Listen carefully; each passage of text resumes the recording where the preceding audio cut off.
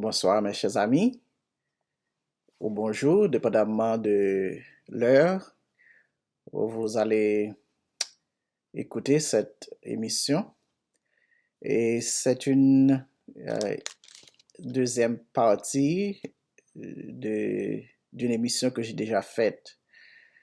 En réalité, la première partie était basée sur une bonne lecture de la Bible, comment faire une lecture intelligente et bénie. Je vous ai promis de revenir avec la partie pratique de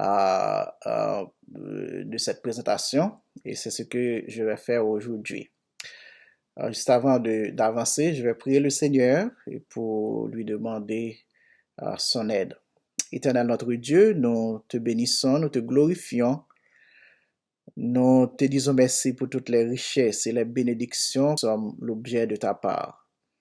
Merci pour la grâce de pouvoir te servir. Merci pour la protection et merci pour le Saint-Esprit.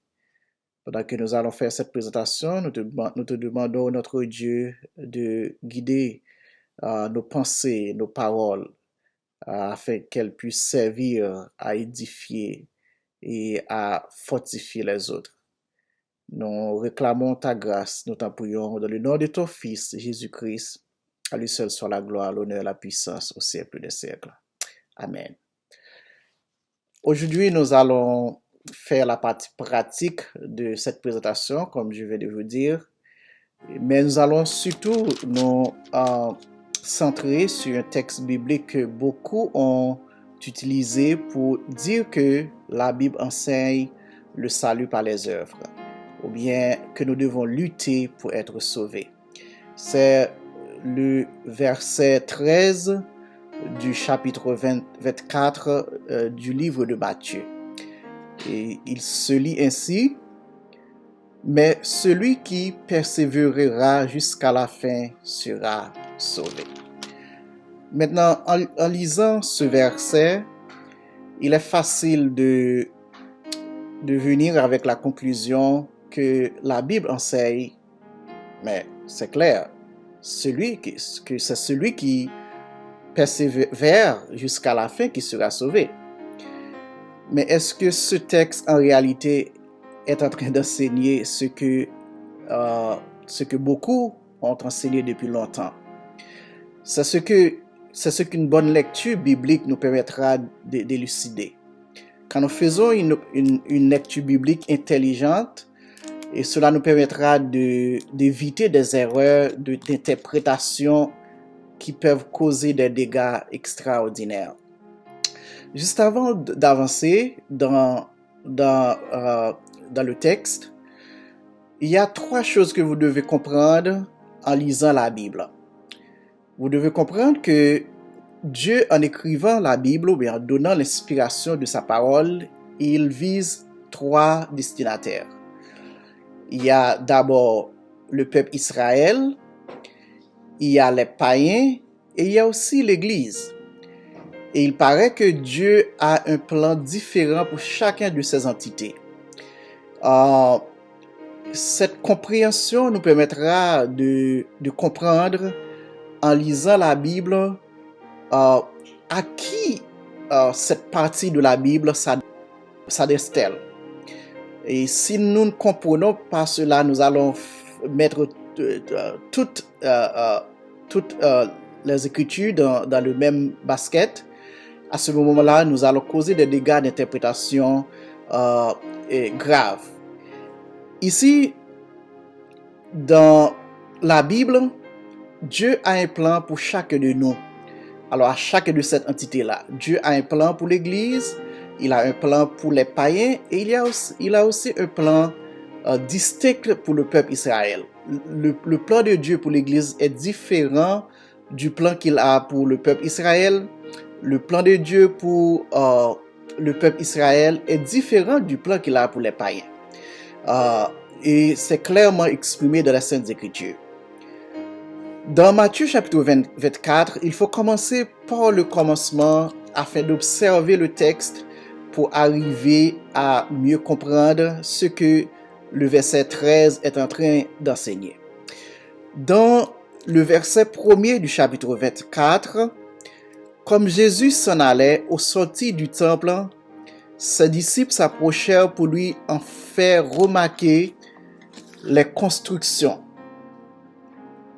Mais il leur dit, voyez-vous tout cela? Je vous le dis en vérité, il ne restera pas ici pierre sur pierre qui ne soit renversé. Ici, dans ce texte, vous voyez, Jésus-Christ était avec ses disciples, ils sortaient du temple. Et les disciples ont fait remarquer la splendeur de la construction du temple. Et vous savez que le peuple Israël accorde une valeur extraordinaire au temple parce que c'est le lieu où ils adorent le Seigneur, c'est le lieu de la rencontre, de leur rencontre avec Dieu. Maintenant, et Jésus-Christ, sa déclaration allait attirer leur attention, allait leur choquer un peu parce que Jésus-Christ mentionnait que il ne restera pas pierre sur pierre qui ne soit renversé. Ça veut dire que le temple allait être détruit.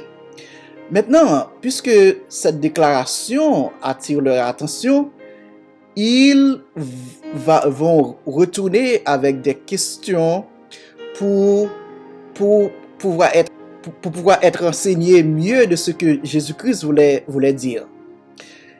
Dans le verset 3, il s'assit sur la montagne des Oliviers et les disciples vinrent en particulier lui poser cette question.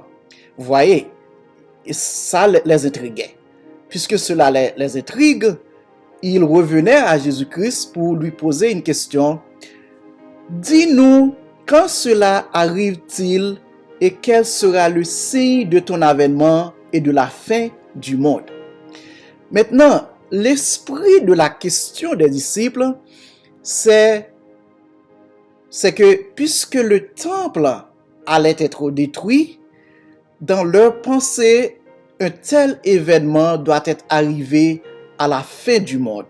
Et c'est dans cet esprit-là qu'il allait poser cette question avec Jésus-Christ. Dis-nous, quand cela arrive-t-il? Quel sera le signe de ton avènement et de la fin du monde? Il y a trois questions. Quand cela arrivera-t-il? C'est-à-dire la destruction du temple. Et puisque cet événement est si choquant, cela doit être arrivé à la fin du monde. C'est là quand je vous ai parlé de l'observation du texte. Vous observez le texte parce qu'il y a un cheminement d'idées dans le texte. Vous ne devez pas prendre un verset et faire une interprétation. Il y a un cheminement dans la conversation. Il y a tout un développement d'idées qui se fait ici. Il dit, et quel sera le signe de ton avènement et de la fin du monde? Vous voyez, les trois questions sont ensemble parce que dans l'esprit des disciples, ces événements doivent être corrélatés. Ils doivent être liés. Maintenant, Jésus leur répondit, prenez garde que personne ne vous séduise. Car plusieurs viendront sur mon nom disant, c'est moi qui suis le Christ, et ils séduisent beaucoup de gens. Vous entendrez parler de guerre et des bruits de guerre. Gardez-vous d'être troublés, car il faut que ces choses arrivent, mais ce ne sera pas encore la fin. Vous voyez, Jésus-Christ allait répondre, non la première partie de la question quand le temple allait être détruit, parce que le temple allait être détruit en l'an 70 après Jésus-Christ, mais Jésus-Christ allait répondre aux deux dernières parties des questions, le signe de son avènement et de la fin du monde. Maintenant, un peu d'interprétation. Vous vous rappelez, dans l'introduction, je vous ai dit que quand Dieu s'adresse dans la Bible, il s'adresse à l'Église, au peuple Israël et aux païens. Ce qu'il faut comprendre ici, le plan de Dieu pour l'Église est différent du plan de Dieu pour le peuple Israël. L'enlèvement de l'Église se fera avant que Dieu reprenne son plan pour le peuple Israël. Voilà pourquoi quand nous parlons de l'avènement de Jésus-Christ, il faut voir le retour physique de Jésus-Christ sur la terre. Le retour physique de Jésus-Christ sur la terre n'est pas l'enlèvement de l'Église. Maintenant, nous sommes au temps de l'Église. Le moment où l'Église doit être enlevée, la Bible ne nous dit pas quand. Et la Bible ne nous donne pas aucune indication. Nous n'avons pas besoin d'indication. La seule indication que nous avons, c'est que Jésus-Christ reviendra à un signal donné, au son de la trompette de Dieu, l'Église sera enlevée. Maintenant, quand l'Église sera enlevée, ce ne sera pas la fin du monde. Il y aura la période de la tribulation qui s'ensuit.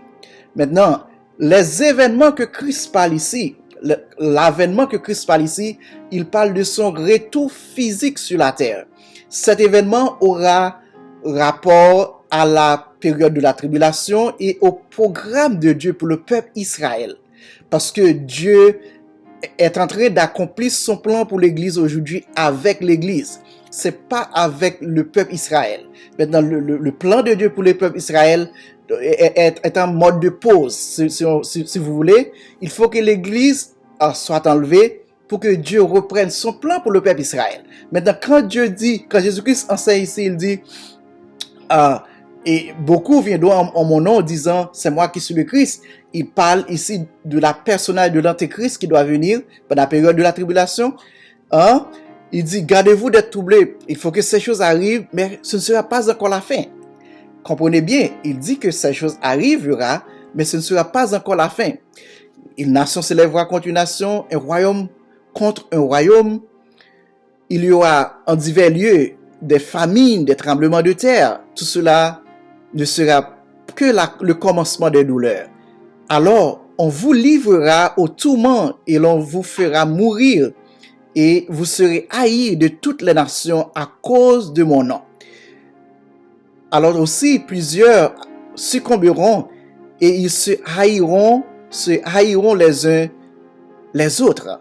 Plusieurs faux prophètes se lèveront et séduiront beaucoup de gens. Et parce que l'iniquité se sera accrue, l'amour du plus grand nombre se refroidira. Beaucoup de gens prennent ces signes-là pour dire, OK, quand il y a un tremblement de terre, quand il y a un bruit de guerre, et c'est cette erreur tragique-là que les prédicateurs ont commis pendant la Deuxième Guerre mondiale avec le zèle amer pour dire que c'est la fin du monde.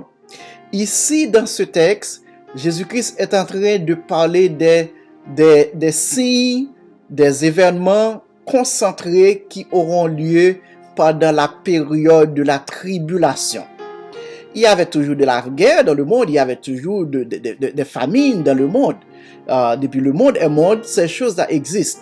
Mais ces signes-là que Christ est en train d'annoncer, ce sont des signes ce sont des événements qui arriveront spécifiquement pendant la période de la tribulation ou de la grande tribulation.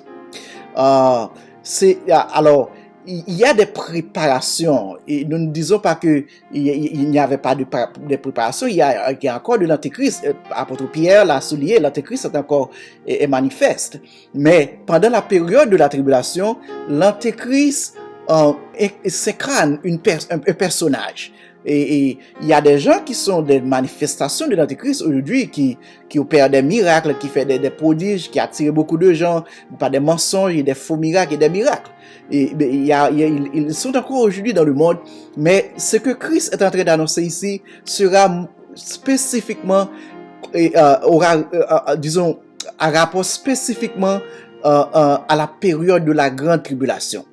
Maintenant, pendant cette période-là, puisque le Saint-Esprit sera enlevé avec l'enlèvement de l'Église, c'est une période tragique. Ce sera une période tragique dans l'histoire de l'humanité. C'est pour cette raison, Christ parle de l'iniquité. Alors, il parle de la froideur. Il parle de la fadeur. Il parle dans le verset 13 parce que l'iniquité sera accrue. L'amour du plus grand nombre se refroidira à ce moment-là, puisque le péché sera en vogue et les gens il n'y a pas de restriction dans le mal.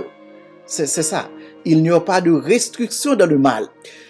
Verset 13, vous voyez, ici c'est dans le contexte eschatologique. Ça n'a rien à voir avec l'Église, mes bien-aimés. Vous voyez le contexte. Mais celui qui persévérera jusqu'à la fin sera sauvé. Cette persévérance-là que Christ parle, c'est parce que tout le monde il y aura tellement de mal.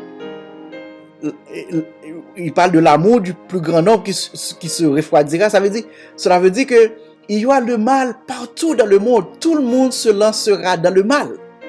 Maintenant, la persévérance que Christ parle ici, c'est la persévérance de ne pas tomber dans le mal, et sera sauvé ici, ce n'est pas le salut dans le sens que nous le recevons aujourd'hui, mais c'est le salut que du carnage qui aura lieu à la fin de la période de la tribulation, parce que quand Christ reviendra, ce sera le carnage. Nous allons lire les textes tout à l'heure, à la fin, ou bien si nous aurons le temps, peut-être que nous reviendrons pour faire la suite à cette présentation. Ce sera le carnage. Celui qui sera épargné du carnage, de la guerre qui aura fait pendant la période de la tribulation, c'est celui qui est préservé du mal et qui est gardé par le Saint-Esprit de Dieu. C'est ce sauvé-là que Christ est en train de parler. Parce que les gens qui seront sauvés de la grande tribulation entreront dans le royaume millénaire, vivant. Pour qu'ils soient épargnés du carnage, de la dévastation totale qui aura lieu, eh bien, ils doivent se garder du mal, du mal qui se répandra partout, parce que tout le monde se lancera dans le mal, à faire le mal, dans l'iniquité, dans le péché, dans le meurtre. Eh bien, ceux-là qui auront été épargnés, eh bien, devront se garder du mal, ils devront persévérer dans le bien. Malgré les persécutions, ils doivent persévérer, ils doivent garder leur foi, ils ne doivent pas régner la foi, et bien pour qu'ils puissent épargner du carnage qui aura lieu avec la guerre et la venue de Jésus-Christ, sa deuxième venue sur la terre, pour qu'ils puissent être épargnés, pour qu'ils puissent être sauvés. Et ces gens-là auront entré dans le royaume millénaire vivant. Ce n'est pas le salut que nous recevons par la grâce aujourd'hui, que le texte est en train de nous parler. Et nous avons d'autres versets dans le texte qui nous montrent que ce texte n'est pas en train de nous enseigner ce que les prédicateurs nous disent. Regardez le verset 15. Il dit, c'est pourquoi, attendez bien, lorsque vous verrez l'abomination de la désolation dont a parlé le prophète Daniel, établi en lieu saint, que celui qui lit fasse attention. Quelle est l'abomination de la désolation dont a parlé le prophète Daniel? Le prophète Daniel parle de l'Antéchrist qui s'érigera dans le temple et qui érigera son image dans le temple pour se faire adorer. Et c'est à ce moment-là, on est tous d'accord, les théologiens, les enseignants de la Bible et les étudiants de la Bible, que la période de la tribulation aura marqué par l'alliance de l'Antéchrist avec les nations et le peuple Israël. Puisque l'Antéchrist donnera une sorte de paix temporaire, une sorte d'alliance temporaire avec le peuple Israël. Et le peuple Israël, voilà pourquoi on l'appelle celui qui vient avant le Christ, Antéchrist. C'est ça le mot Antéchrist veut dire. Le peuple Israël, n'oubliez pas, nous avons les provisions bibliques que le peuple Israël jusqu'à présent, en tant que nation, n'a jamais reçu Jésus-Christ comme le Sauveur, comme le Messie attendu. Nous le savons tous. C'est à ce moment-là que le peuple Israël, pendant le début de la période de la tribulation on acceptera Christ comme le Messie. Et puisque c'est à ce moment-là, on dit que le peuple Israël aura la possibilité de reconstruire le temple et de recommencer le système sacrificiel. Et cela sera temporaire, bien entendu, parce que à un certain moment, l'Antéchrist va se faire passer pour le Christ pour être adoré. Et vous savez que de la loi de Moïse, il est dit que vous ne devez pas adorer d'autres dieux, sinon que le Dieu vivant et vrai.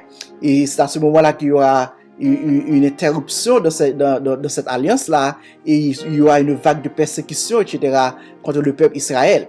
Et il y a des préparations assez intéressantes. Aujourd'hui, si vous lisez les journaux, il y a le transfert de la capitale de Jérusalem, alors d'Israël à Jérusalem. C'est un moment important et qui doit attirer notre attention. Il y a des préparations. Maintenant, et à ce moment-là, c'est ce que Daniel a parlé, et c'est à cela que Christ fait référence. Et cela arrivera au milieu de la tribulation. Eh bien, ça, c'est une indication extraordinaire dans le texte qui nous dit que ça ne nous regarde pas en tant que l'Église. Il dit que celui qui lit fasse attention lorsque vous verrez l'abomination de la désolation dont a parlé le prophète Daniel établi en lieu saint. Que celui qui lit fasse attention. Alors que ceux qui seront en Judée fuient dans la montagne. Que celui qui qui sera sur le toit ne descende pas pour prendre ce qui est dans la maison.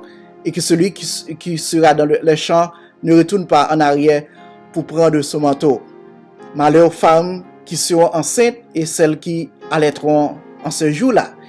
Écoutez bien, vous voyez, ici les textes nous montrent que cela a rapport à Jérusalem, et parce qu'il parle de la Judée, il parle de cela a rapport avec un moment spécifique dans l'histoire à venir, parce qu'il parle du moment où cela arrivera, que celui qui sont dans les montagnes ne reviendront pas, malheur à ceux qui seront enceintes à ce moment-là, parce que porter un enfant dans une période aussi troublée sera catastrophique.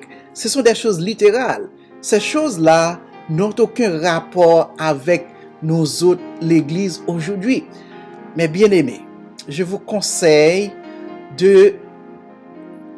surtout les enseignants de la Bible, de prendre le temps d'étudier les textes, de ne pas vous lancer dans l'enseignement de certaines choses sans les bien appréhender.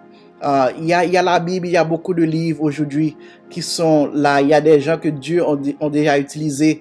Prenez le temps d'apprendre. Ne donnez pas des enseignements qui ne sont pas vrais, qui nous divisent parfois par notre façon de les communiquer, parce que tout simplement nous ne prenons pas le temps d'étudier les textes. Vous voyez, nous allons vous donner des textes qui parlent de la venue de Christ et qui, alors, nous allons revenir pour conclure cette présentation, parce que je ne veux pas être trop long. Je ne veux pas être trop long. Daniel chapitre 7 verset 13 décrit, alors, c'est pour montrer que, alors, ce que je vais faire ici, je vais vous montrer la différence qui existe entre le retour physique de Jésus-Christ et son apparition, alors l'enlèvement de l'Église, pour voir que ce sont deux événements différents, et pour dire que le texte ici a rapport, et d'autres versets qui seront développés dans le reste du texte que je reviendrai pour conclure, ont rapport à l'enlèvement de l'Église, non pas rapport à l'enlèvement de l'Église, mais plutôt au retour physique de Jésus-Christ sur la terre. Voilà ce que dit dans Matthieu 24, verset 30. Alors le signe du Fils de l'homme paraîtra dans le ciel, toutes les tribus de la terre se lamenteront, elles verront le Fils de l'homme venant sur les nuées du ciel avec puissance et une grande gloire. Vous voyez, le retour physique de Jésus-Christ se fera avec puissance et une grande gloire. ce n'est pas le même scénario avec l'enlèvement de l'Église où Jésus-Christ reviendra comme un époux pour prendre son épouse avec lui, avec puissance. Puissance, c'est le mot qu'il faut souligner ici. Gloire, ça veut dire que Christ reviendra pour faire la guerre. Il enverra ses anges avec les trompettes retentissantes. Ils rassembleront ses élus des quatre vents, depuis une extrémité des cieux jusqu'à l'autre. De même, quand vous verrez toutes ces choses, sachez que le Fils de l'homme est proche à la porte. Vous voyez le mot, se lamenter, ça veut dire désolé, plaindre, gémir, pleurer. Les lamentations des autres nations de la terre ne sont pas celles qui accompagnent une vraie repentance, mais elles découlent de leur sentiment de culpabilité et de peur du châtiment.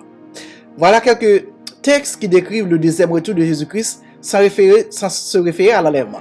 Daniel chapitre 13 et 7 verset 13 nous dit: je regardais pendant mes visions nocturnes, et voici sur les nuées des cieux arrivera quelqu'un semblable à un fils de l'homme.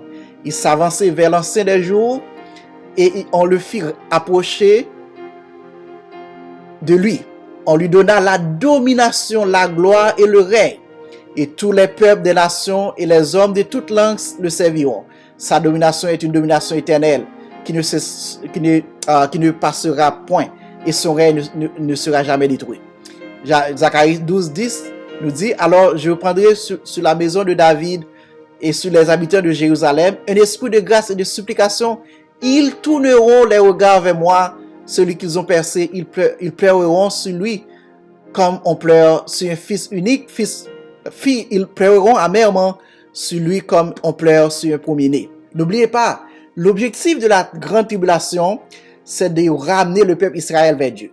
C'est quand le peuple Israël sera dans la tribulation, l'Antéchrist se tournera contre lui. À ce moment-là, il reconnaîtra que ce n'est pas le Christ, et Christ reviendra pour épargner le peuple Israël pour qu'il ne soit pas détruit de la surface de la terre. À ce jour-là, le deuil sera grand à Jérusalem comme le deuil d'Amagrimon de la vallée de Megiddo. Le pays sera dans le deuil, chaque famille séparément. La famille de la maison de David séparée à la famille de la maison de Nathan séparée et les femmes à part, la famille de la maison de Lévi séparée et les femmes à part, la famille de Shimei séparée et les femmes à part, toutes les autres familles, chaque famille sépareront et les femmes à part. Maintenant, Apocalypse 1 verset 7 nous dit: voici, il vient avec les nuées, et toute terre le verra, même ceux qui l'ont percé, et toutes les tribus de la terre se lamenteront à cause de lui. Oui, amen. Alors, et je vais m'arrêter ici. Je vais revenir sur les points communs entre les prophéties et Daniel et Zacharie et Apocalypse. Je vais revenir dans l'autre étude. Mais juste avant d'aller, je vais vous montrer, et Thessaloniciens chapitre 4, qu'est-ce que ce texte nous dit de l'enlèvement de l'Église. Dans Thessaloniciens chapitre 4, il dit: à un signal donné, à la voix d'un archange. Vous voyez, dans le texte de l'Apocalypse, il parle il enverra 16 anges pour rassembler des sauvés des quatre coins de la terre. Ici, dans 1 Thessaloniciens, il parle à la voix d'un archange. Ce sont des événements différents. Au son de la trompette de Dieu. Il n'a pas dit les trompettes, tandis que dans le texte de Matthieu, Matthieu 24, il parle des trompettes. Les vivants seront, alors, le Seigneur lui-même descendra du ciel, les morts en Christ ressusciteront en premier. Les vivants seront transformés à la rencontre de Jésus-Christ dans les airs. Tandis que dans Matthieu 24, 30, 31 que nous venons de lire, nous voyons toutes les tribus de la terre se lamenteront.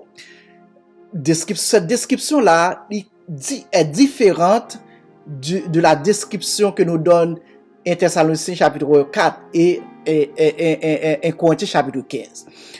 Vous voyez, mes bien-aimés, ce ne sont pas des événements pareils. Ces événements-là sont différents. Maintenant, vous devez vous devez bien comprendre ce que vous êtes en train de faire quand vous enseignez la Bible. Parce que c'est un livre complexe. Et vous pouvez toujours mettre de la parole dans sa bouche si vous ne prenez pas le temps de bien maîtriser les sujets. Nous venons de voir que Matthieu chapitre 13, Matthieu chapitre 24, verset 13, n'est pas écrit pour l'Église. Ce texte-là est écrit pour le peuple Israël et les païens, parce que c'est le peuple Israël et les païens qui auront à faire partir de la période à subir ou bien à faire face à la période de la tribulation. Pour nous autres, l'Église, ce que nous attendons aujourd'hui, nous attendons que Christ reviendra dans les airs pour nous enlever avec lui dans les cieux, pour être avec lui pour toujours. Et c'est à la fin de la période de la tribulation que Jésus-Christ reviendra sur la terre pour le peuple Israël et les païens et pour accomplir les promesses que Dieu a fait à ce peuple qui n'est pas encore réalisé à cause de leur désobéissance. Je ne veux pas être trop long. Je vais revenir. Je pensais que j'allais avoir suffisamment de temps pour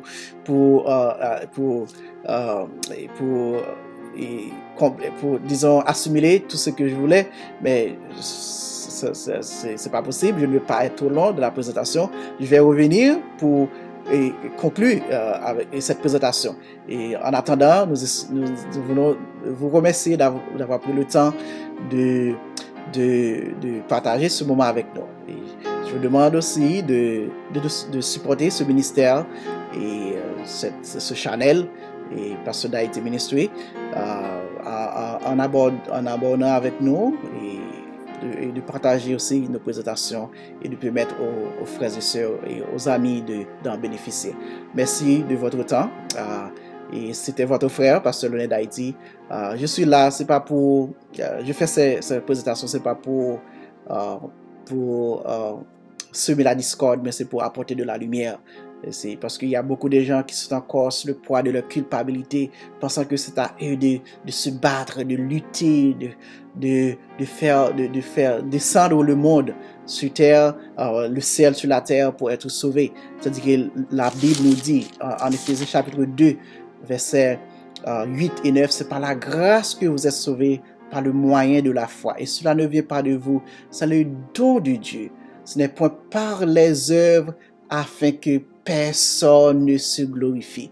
Le texte je ne vois aucune façon, le texte est déjà clair en lui-même. Mes bien-aimés, il y a de la lutte, il y a du combat dans la vie chrétienne, mais le combat c'est pour vivre pour la gloire de Dieu, c'est pour vivre la vie chrétienne, c'est pour vivre en tant que sauvé, mais c'est pas pour être sauvé. Dieu n'est pas en train de s'engager avec nous dans une relation d'échange. Dieu de transactionnel. C'est pas ça, la relation de Dieu avec nous. Dieu nous sauve sur la base du sang versé de Jésus-Christ. Ce que nous avons besoin de faire, c'est de l'accepter comme notre sauveur et maître. Après être sauvé, après être illuminé par la lumière de l'évangile, à ce moment-là, nous sommes engagés dans un combat de vivre pour la gloire de notre Dieu. C'est là l'enseignement de la Bible. La vie chrétienne est pleine de combats. Plein de combats. C'est une vie de lutte. Tous ceux qui veulent vivre pieusement seront persécutés. Mais notre lutte, c'est pour vivre pour la gloire de Dieu. N'oubliez pas, le but du salut, c'est pas seulement de nous sauver, mais c'est de nous ramener vers Dieu. Nous étions pour Dieu avant la perte, avant d'être condamnés. Dieu nous a créés, il nous a créés pour sa gloire. En l'acceptant comme notre sauveur personnel, il nous a sauvés, mais aussi nous a réconciliés avec lui. Dieu ne devrait pas nous demander de faire quelque chose. Nous devrions savoir que nous, en tant que notre Créateur, notre Dieu, nous lui devons la gloire, la louange et l'honneur par notre vie. Merci à chacun de vous. Nous serons contents de vous retrouver prochainement pour la conclusion de cette présentation. Que Dieu vous bénisse.